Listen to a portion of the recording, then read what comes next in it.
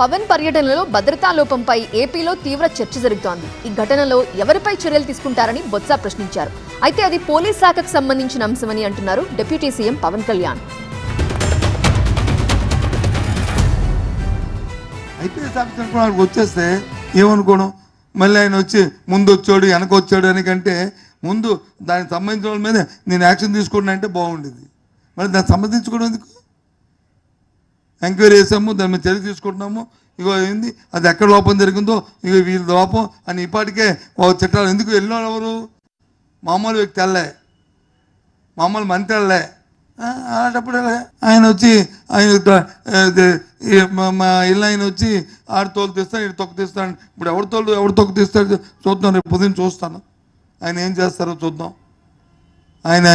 ఆయన కార్యక్రమంలో అలాంటి ఇన్సిడెంట్ జరిగినప్పుడు ఇది కేవలం నాకు పనిచేయడం తెలుసు. రాష్ట్ర పోలీస్ శాఖ బాధ్యత ఇది, ఇంటెలిజెన్స్ శాఖ బాధ్యత, హోంశాఖ బాధ్యత, అలాగే డీజీపీ గారి బాధ్యత ఇది. నాకు పనిచేయడమే తెలుసు.